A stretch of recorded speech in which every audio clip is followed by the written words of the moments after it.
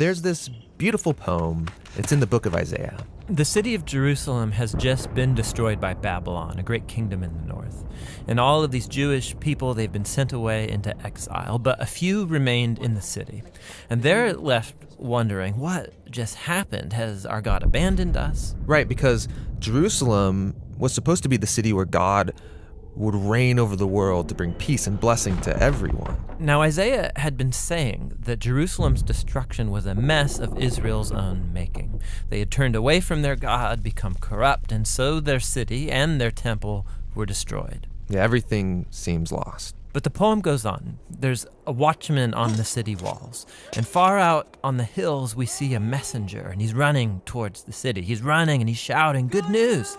And Isaiah says, "How beautiful on the mountains are the feet of those who bring good news." Beautiful feet? Yes, the feet are beautiful because they're carrying a beautiful message. What's the message? That despite Jerusalem's destruction, Israel's God still reigns as king, and that God himself is going to one day return to this city, take up his throne, and bring peace. And the watchmen sing for joy because of the good news that their God still reigns. Now, in the New Testament, we find this same phrase, the good news. It's the Greek word euangelion, and it's also sometimes translated with the word gospel. Yeah, so when Christians say, "Do you believe the gospel?" they mean, do you believe the news? But not just any news. In the Bible, this phrase is always about the announcement of the reign of a new king. And in the New Testament, the Gospels use this phrase to summarize all of Jesus' teachings. They say that he went about proclaiming the good news of God's kingdom. So Jesus saw himself as the messenger, bringing the news that God reigns. Yes, but the way that he described God's reign, it surprised everybody. I mean, think, a powerful, successful kingdom. It needs to be strong, able to impose its will, able to defeat its enemies. But Jesus said the greatest person in God's kingdom was the weakest, the one who loves and who serves the poor. And he said that you live under God's reign when you respond to evil by loving your enemies and forgiving them and seeking peace. This is an upside-down kingdom.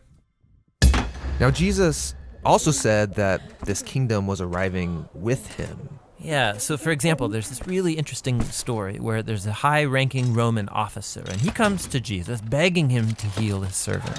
And he even calls Jesus his Lord, acknowledging that Jesus is his authority.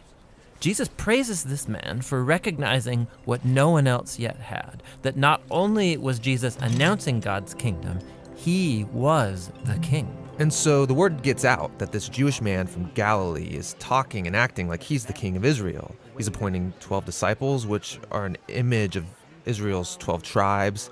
He's healing people, forgiving people their sins. And all of this so threatened Israel's leaders that they finally decide to have him killed. And Jesus let them. Yeah, which is a weird thing to do if you're trying to become king. That's right. But for Jesus, this is what had to happen. Jesus saw the sin and the devastation of his people Israel as just one small part of the entire human condition. How all humanity has rebelled against God, resulting in the tragedy and devastation of our whole world. And so how is God going to bring his reign over such a world? Jesus believed it would be through an act of sacrificial love for his enemies. This is why in the Gospels, Jesus' crucifixion is depicted as his enthronement as the King of the Jews. Yeah, he receives a crown. He also receives a robe. He's exalted up, not onto a throne, but onto the cross. How beautiful are the feet that bring good news.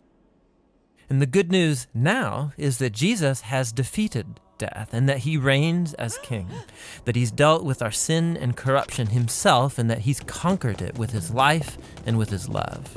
And then Jesus sends his followers to go out and keep announcing this good news of the upside-down kingdom. And to invite everyone to give their allegiance to him, the king who defeated death with his love.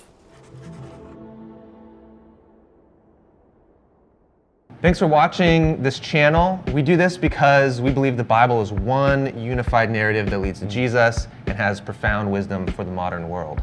So we're making different video series, some that walk people through the design and message of books of the Bible or whole sections of the Bible. Yeah, we also do a series that take one biblical theme and trace that through the whole narrative arc of the Bible, kind of like the one you just watched. And we have a lot more series coming up that we have planned. The Bible Project is possible because of your support. So some people give one-time gifts, and there's a growing number of monthly supporters as well. And we're all behind this. We want to make these videos free and available to anyone, anywhere. Yeah, so you can join us, be a part of this. Go to jointhebibleproject.com. You can give there. There's also downloadable stuff like full-res videos, study guides, posters. It's all for free, and it's all because of your guys' support. So thanks a lot. Yeah, thank you guys.